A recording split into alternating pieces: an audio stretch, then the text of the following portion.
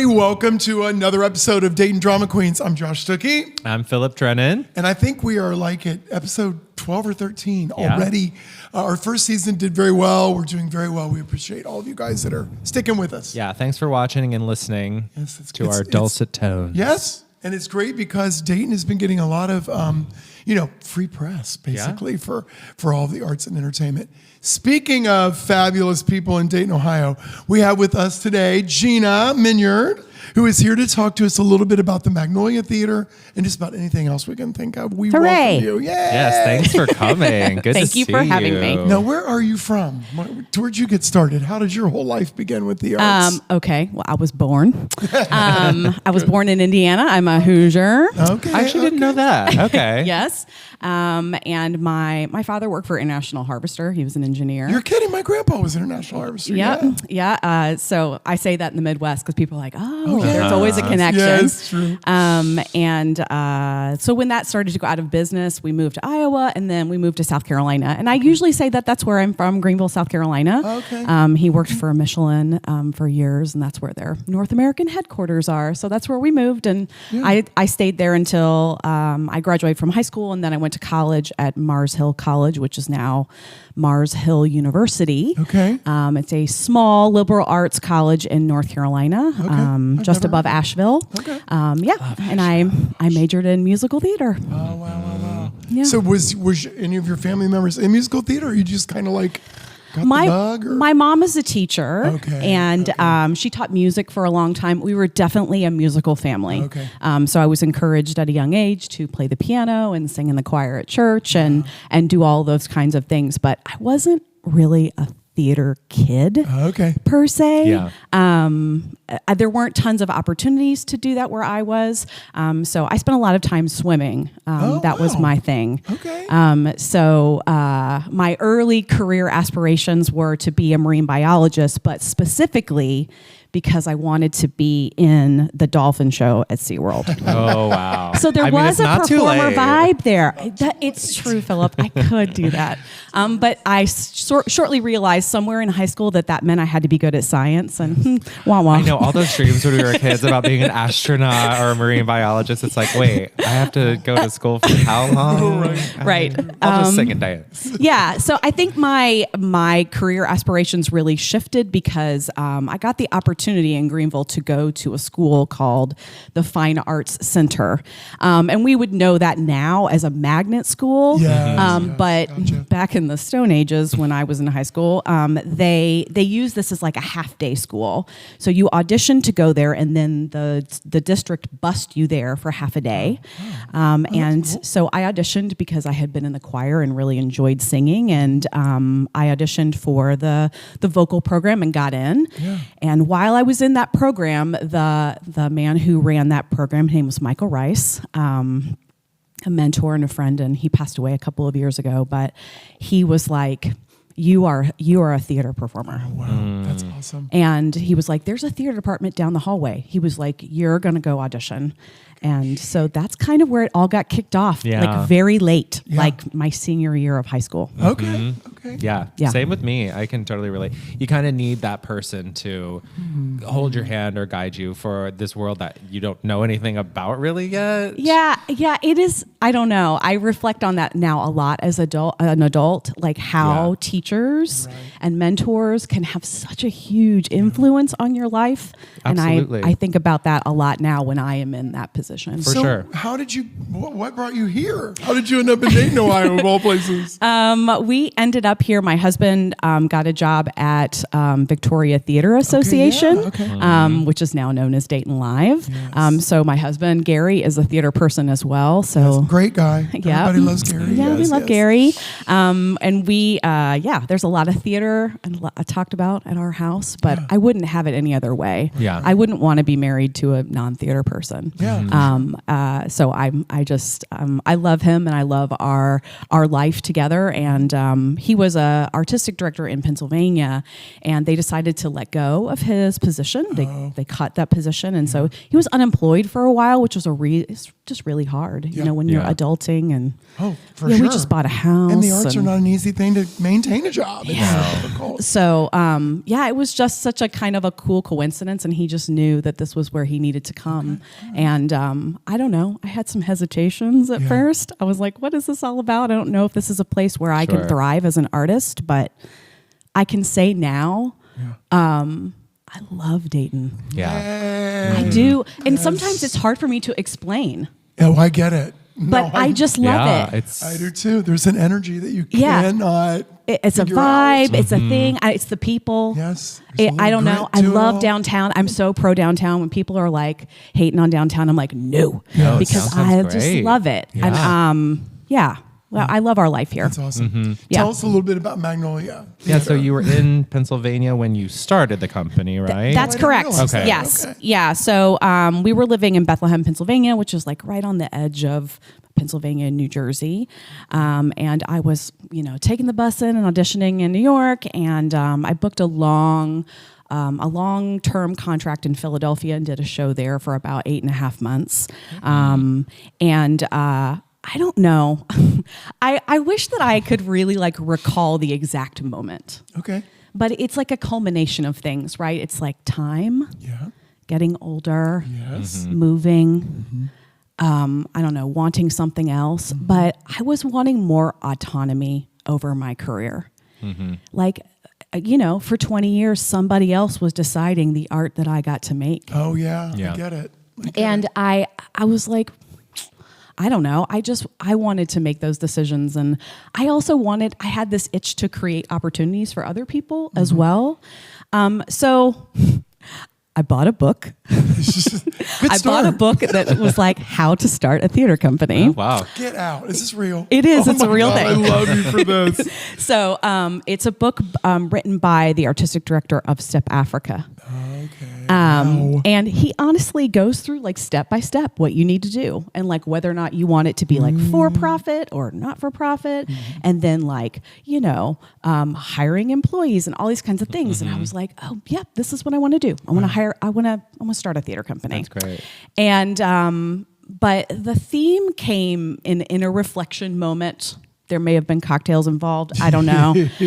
But just the fact that I had not worked with many women in my career in leadership positions, so that they had been running the company, that they were directing the show.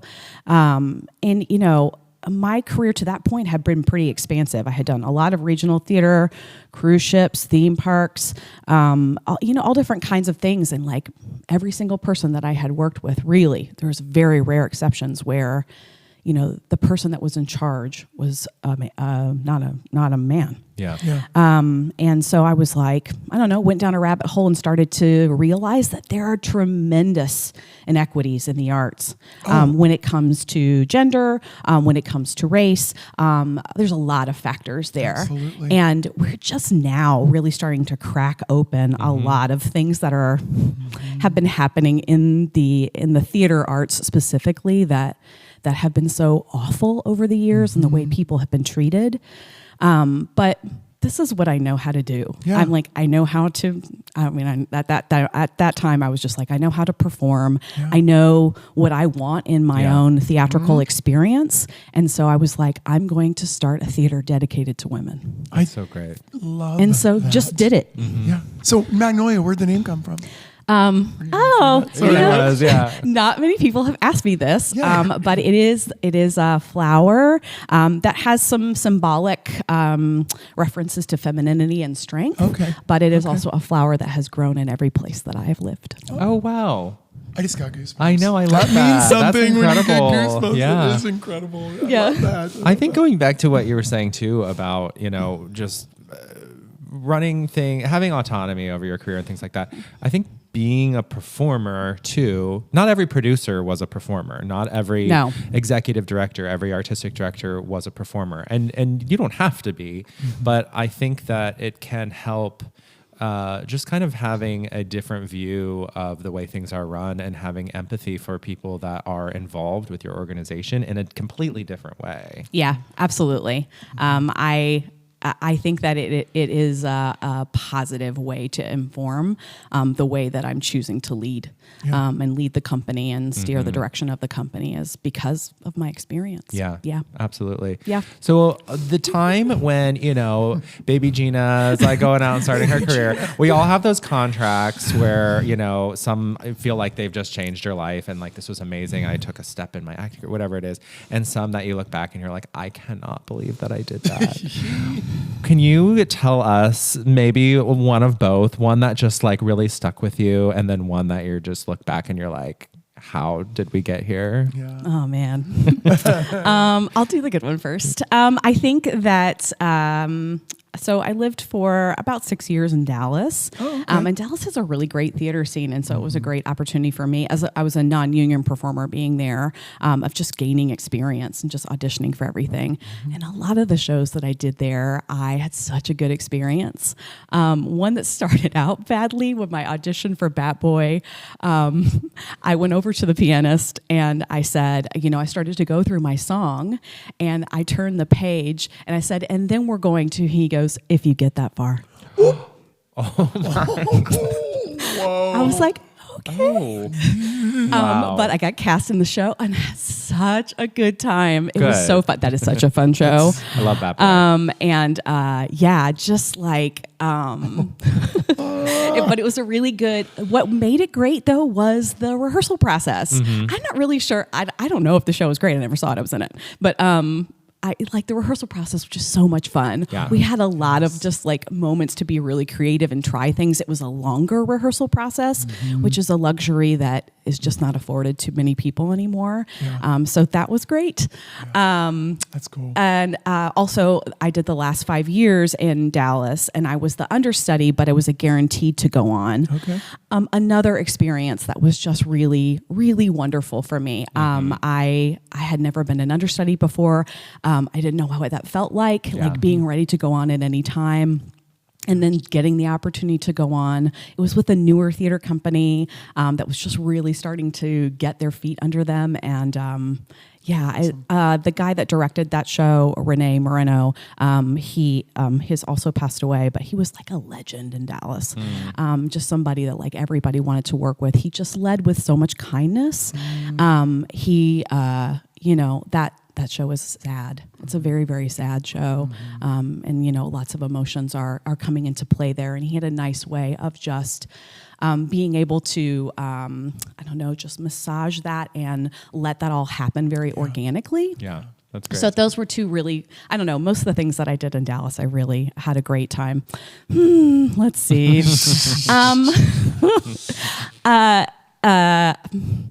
When I lived in Florida for a little while, I worked at this. There was a defunct dinner theater called Musicana in Florida. Musicana. They had a couple of locations and they just started closing in the 90s. The 90s was like a time where like all of the dinner theaters in Florida seemed to kind of shut their doors. Oh, okay. It was kind of going out of style. Yeah. It was kind of part of that Kenley Players circuit, right? Where they were kind of doing. Which was so huge in Dayton. Yes. And there was that company down there. It was like Apple something. And they would Golden Apple? Maybe. They would like perform at like a few different, it was like a mini tour almost kind of thing. Yeah, so they were closing the doors on those, but those places, the people that worked at those places still existed. Oh yeah, and they had all of the stuff, right? They had all of the scores of these reviews and things that somebody already put together and ready to go. Yeah. So the pianist, actually he was the drummer. He had the scores, so he like put out a call and was like, "Hey, we're gonna do this at an old club." So I auditioned. I got in. The guy that was the music director got arrested halfway through for gambling with the theater's money. Oh no! On, like phone gambling. Oh god. Then had the nerve to like call all of us from jail to ask to give a character witness statement. Oh my gosh. And the show was just the show was just barely hanging on. We had 12 to 15 people there most of the performances. Oh my gosh. We had to cocktail and bus and perform, then cocktail bus perform again. Oh. And they couldn't afford like real liquor, so they had like a bargain basement random liquors. I want to work there. I know. Like, It was the worst, but you know, it was a lot of trauma bonding. yeah, I know. Those are some of my really good friends that I have still. Even like Dana, Gina and I went to Columbus. We like to go see Short North shows, okay. We see all the Dayton shows, but expand our horizons. And met a girlfriend of mine that I hadn't seen in about 20 years, and we trauma bonded over a terrible summer stock experience. But you really like, there's something about being with other theater people, other performers, other just entertainment people. When you're in a room together, you're just able to... Yeah. And then it kind of gives you this double check, right? So now in my life, sometimes, we joked on some other terrible contracts about good enough syndrome, where it's just like, that's good enough. Yeah. That's not. Yeah. Yes. Like, I had a costume where the hem of my pants was too long and they pinned it up. Yeah. And I was like, well, you can see the pins from stage. And they're like, well, that's good enough. That's good enough. I'll never And see. the good enough syndrome Oh, is Lord. like something that is like a baseline check for me a lot, where I'm like, go back to being like, am I settling for good enough? Yeah. Or, Gotta be careful. gotta do it right. For sure. That's really, that kind of Good blew point. my mind this morning. You're absolutely right. Well, and Gina and I met sort of trauma bonding in a gig together. Yeah. I don't know if you knew that, but I don't here in know Dayton. this story, no. Yeah, we were doing a gig for an event. And it was right after the height of COVID. I mean, who knows what the height of COVID I know, means yeah, anymore, right. but it was definitely It's a blur. during the time. And it Yeah. was probably both of our first sort of like forays into like being, performing at an event since the world had shut down. And unfortunately, people were just dropping like flies. Yeah. Like falling like dominoes. And getting COVID. Yeah. Yeah. It was, God. yeah. And then it got to a point where pretty much all of our leadership was all sick. And it was like, do you guys want to do this? And we were like, do what though?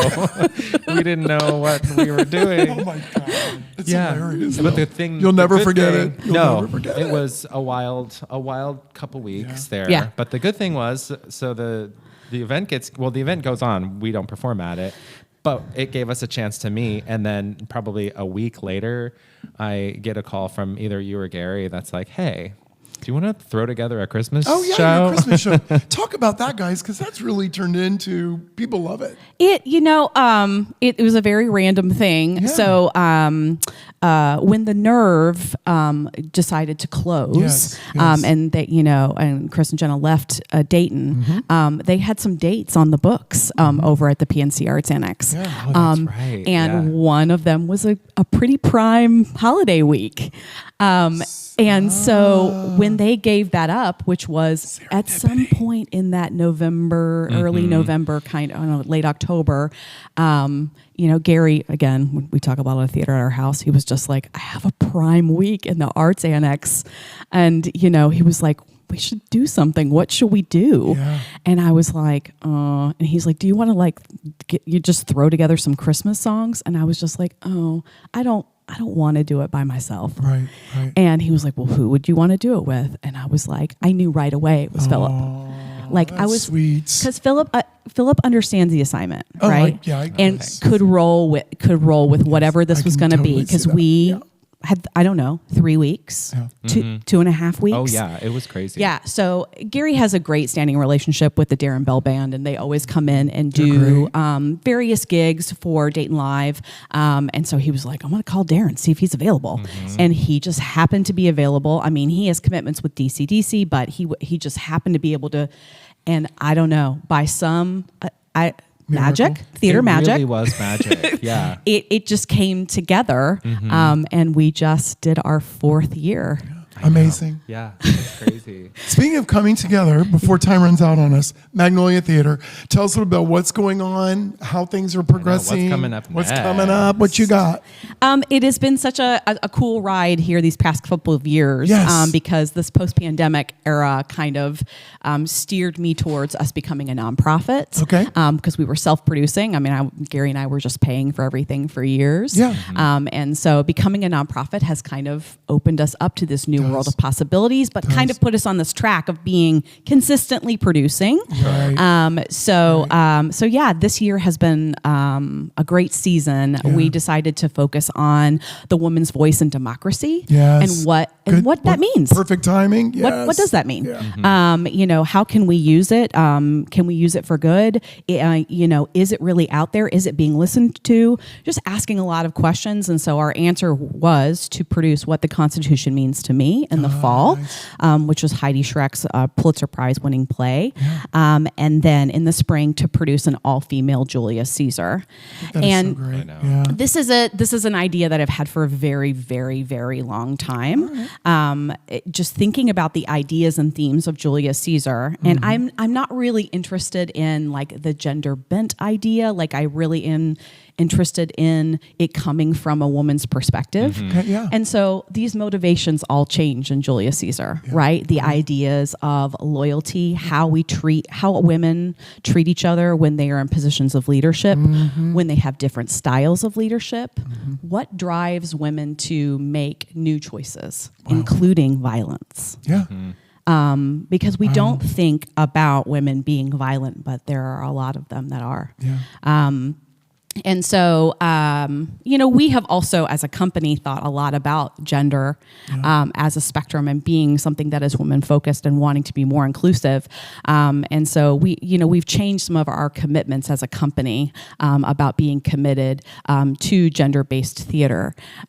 So when we were adapting this play, I partnered with Caitlin McWethy. She is a Cincinnati-based theater artist. Okay. And we actually did 26 Pebbles together over at Human Race a couple of years ago. She's a great theater artist, and she took on this task of kind of adapting it and not being too precious with the iambic pentameter. I gotcha. And, just trying to tell a new story. And so we've been working on it for about 3 months, just had auditions. I'm very excited about the cast that we have. Yeah, it looks like a great cast. It's a great cast. Yeah, with a lot of Dayton-based performers. Yay. And Dayton. yeah, and I'm interested in new ways in. Like Magnolia's as a company is trying to be committed to that. Yeah. We're not always doing it, but that's awesome. I focus a lot on what the artist experience is going to be. And so that is something that Caitlin is committed to as well. And so she will be directing the piece too. Yeah. And we'll be doing it in the annex. That's great. Amazing. April 10th through the 13th. Hey, everybody look for that. Julius Caesar, fabulous, Magnolia Theater. This is the wonderful Gina Minyard. What a great conversation we've had with you today. Thank you. How do we What an follow along experience. with everything too? Are we on all the socials, websites? We are on the Facebook. We are on the TikTok. We're on the Instagram. Great. So Instagram is probably our most active platform.